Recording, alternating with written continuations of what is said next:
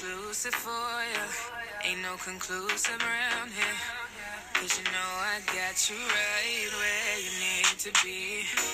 Boy, let me put it on you. It don't get no.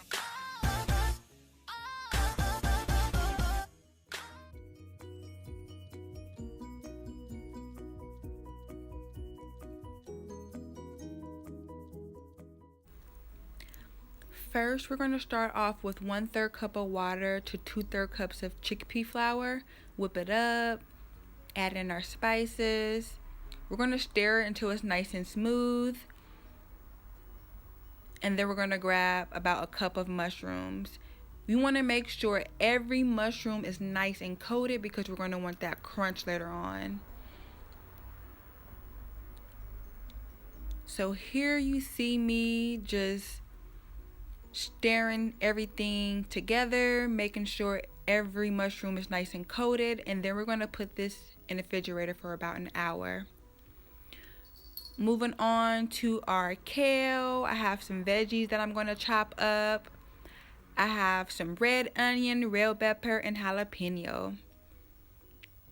Moving on to our butternut squash, I have a few cloves I'm going to put in the water. I peeled and cut up the butternut squash. You see me here struggling a little bit. I need a better knife, guys. So after everything is cubed up, I'm going to put it in a bowl. Make sure you have about 1.5 cups of spring water boiling and already ready so we can go ahead and put our butternut squash in.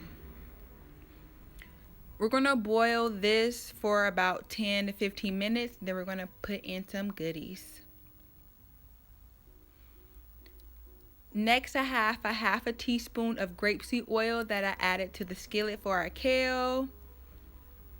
Get that going, and then we're going to go ahead and add our veggies that we just chopped up. Saute the veggies a few minutes. We want it tender, but still with a little crunch.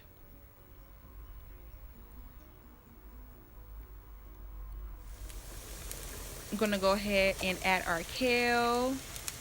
I did put a lid on the kale so it can steam a little bit. Add our spices so it can be nice and flavorful. Next, we're going to go ahead and grab our mushrooms from the refrigerator. I have about 1/2 cup of spelt flour that I'm going to dip them in. Get them nice and coated because we want that crunch that I talked about earlier. This is how the mushrooms should look after they're nice and coated. Moving on to our butternut squash, a little agave that I'm adding. We're going to go ahead and stir up our kale to make sure all the veggies are nice and incorporated. I'm going to add about 2 tablespoons of walnuts to our butternut squash. Yummy yum. Now we're ready to fry our mushrooms.